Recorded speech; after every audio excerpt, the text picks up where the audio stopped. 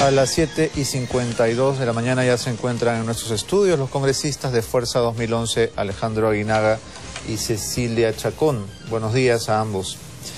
El día de ayer, Cecilia, decidiste dar una conferencia de prensa acompañada por tu padre, el general Walter Chacón, para de algún modo responder a lo que el juez San Martín, presidente del Poder Judicial, había dicho en la mañana en este programa. Básicamente tu denuncia es de una presunta intromisión. ¿Tú consideras que el presidente del Poder Judicial ha ejercido presiones sobre los magistrados que han visto tu caso y el de tu padre?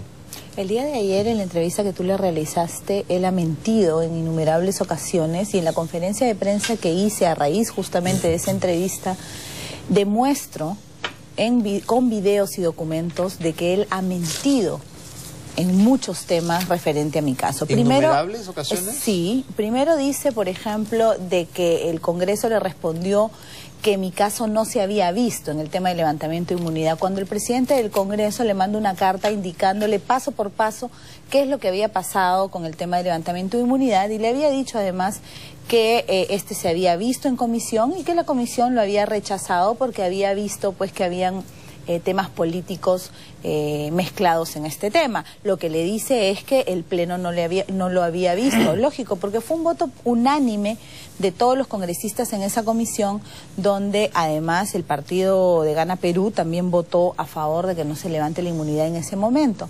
Dijo además, y es lo más grave, que él no ha intervenido en el caso en contra mía ni en contra de mi familia, lo cual es totalmente falso. En conferencia de prensa que él hace a raíz de lo que dijo el señor Rimarachín también en tu programa, que se había reunido con César San Martín para hablar específicamente de mi caso, él se ve obligado a hacer una conferencia de prensa donde dice que efectivamente lo tuvo que recibir, pero que no hizo absolutamente nada más. Sin embargo, dice también en ese video que él envía el pedido del señor Rimarachín a la sala, para que tome conocimiento a la sala.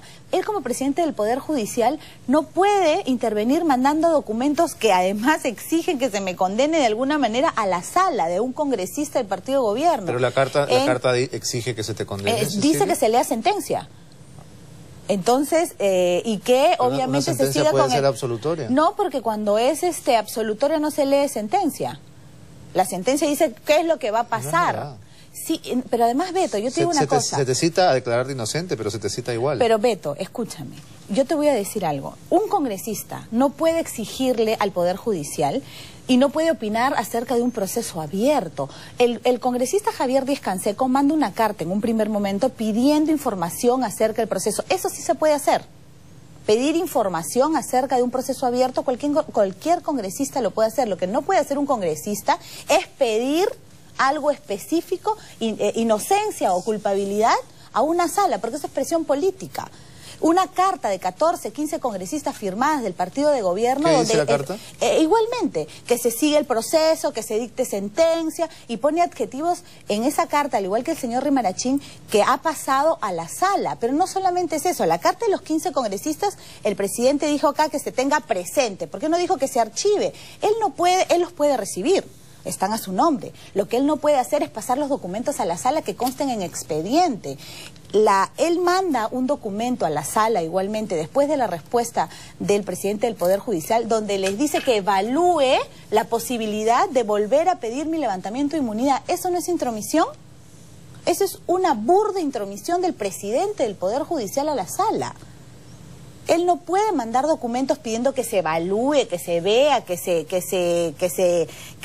piense a ver qué es lo que pueden hacer y que ellas decidan. Él no puede mandar documentos de ese tipo, que constan además en expediente, a la sala, porque eso se llama intromisión. Él no puede intervenir en ningún proceso, ni a favor ni en contra. Entonces, lo que nos estás diciendo, Cecilia, es que un congresista sí puede pedir información. ¿Y el presidente del Poder Judicial no? No. El presidente del Poder Judicial no está pidiendo información, les está mandando documentos de congresistas, en este caso, como en el caso del señor Rimarachín, y luego él le pide a la sala que evalúen la posibilidad de volver a evaluar mi levantamiento de inmunidad. La sala es autónoma, Beto. La sala toma sus propias decisiones. Nadie le puede decir evalúa esto o evalúa lo otro, y menos el presidente del Poder Judicial, porque eso es intromisión. ¿O no crees tú que la sala se va a ver presionada ante una carta del mismo presidente del Poder Judicial, que además nombra como vocal suprema provisional a quien el Tribunal Constitucional ha dicho que ha sido negligente en mi caso, y esa es decisión única y exclusiva del presidente del Poder Judicial?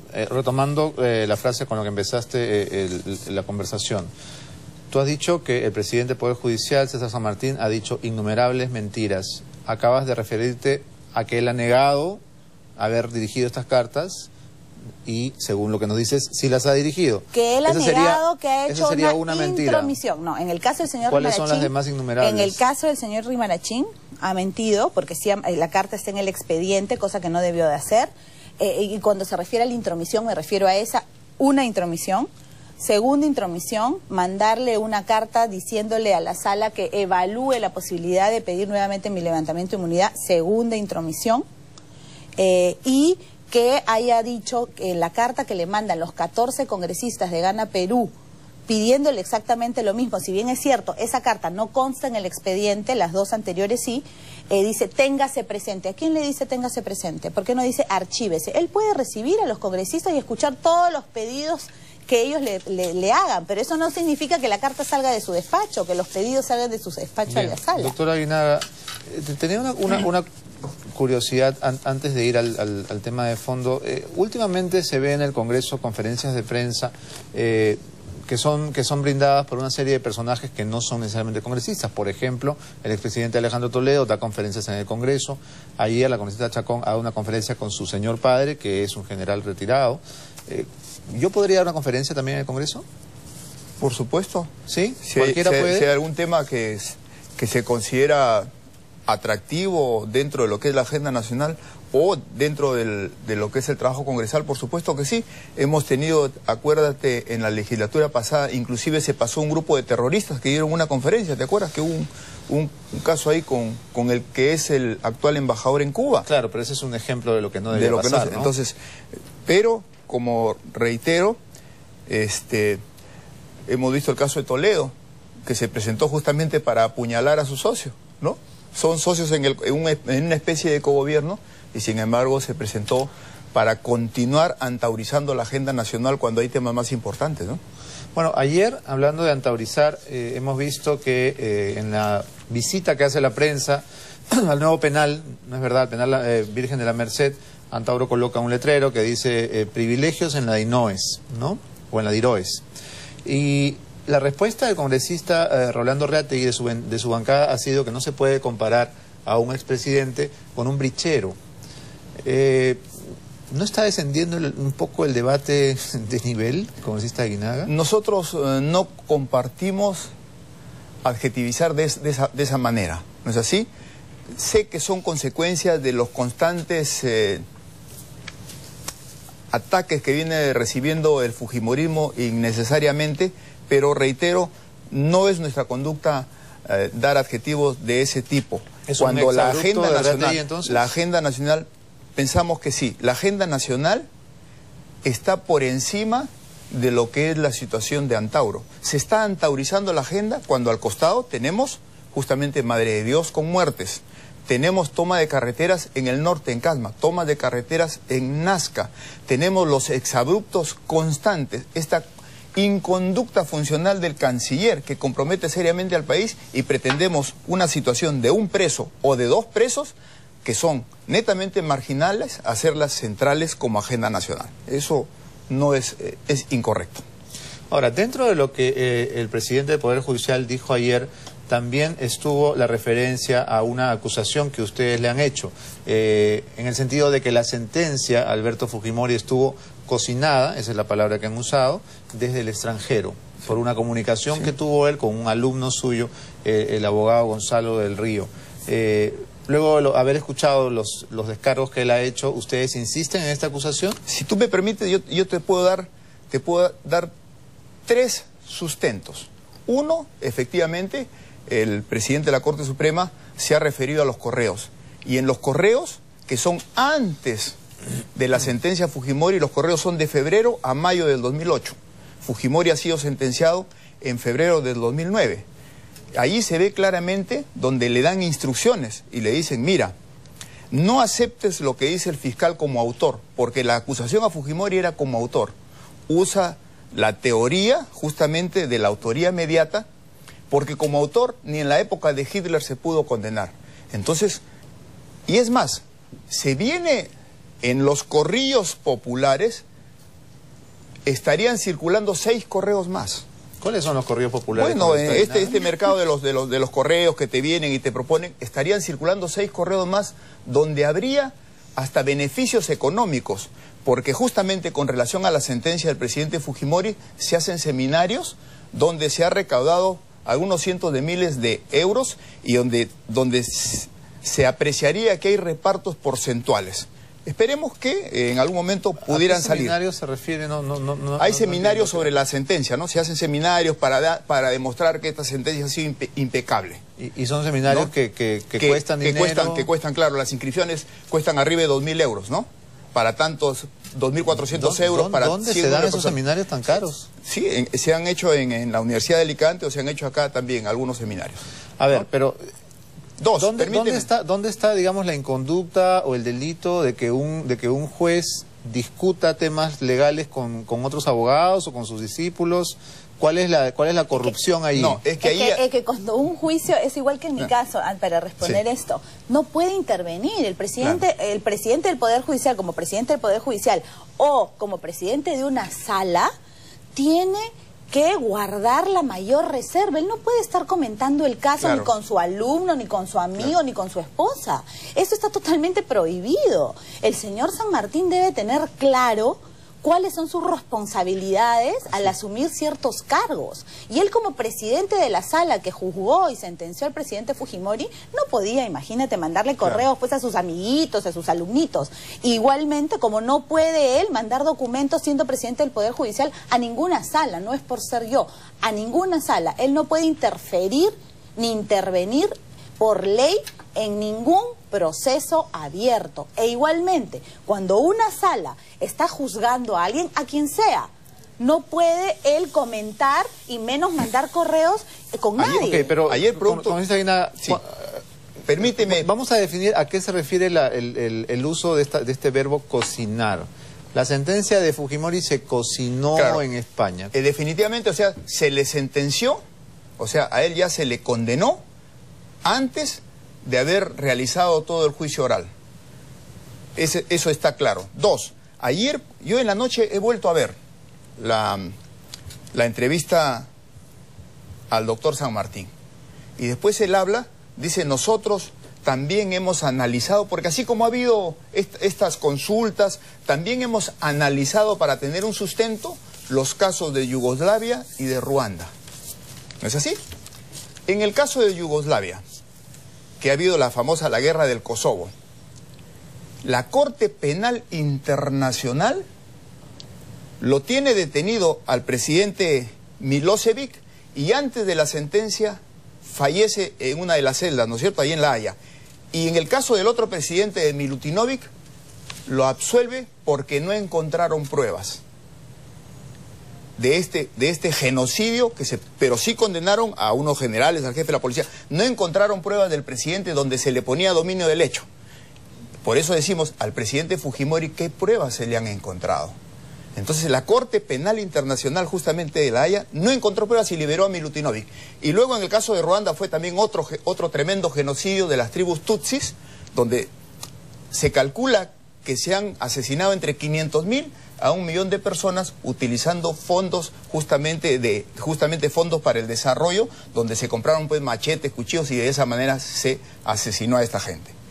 Y el tercer caso, y que ha pasado desapercibido, este señor Querosene Sosa, que es del Grupo Colina, quitémosle al señor, ¿no?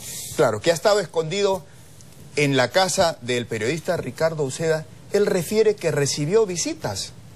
Inclusive la del procurador Gamarra, ahí está en la carta que le manda al señor Hildebrand, inclusive la del procurador Gamarra, y que por eso, como él le iba a aclarar en el juicio, Gamarra no se presentó justamente a la audiencia donde tenía que declarar Sosa. Y Sosa ha declarado en repetidas oportunidades que Alberto Fujimori no tenía nada que ver con el Grupo Colina. Y sin embargo no se tomó en cuenta estas declaraciones de él. Y dos, ¿cómo han asistido? Y nadie ha denunciado justamente por entorpecer la justicia o encubrimiento el tener guardada a una persona buscada por asesinato y que haya recibido visita de autoridades.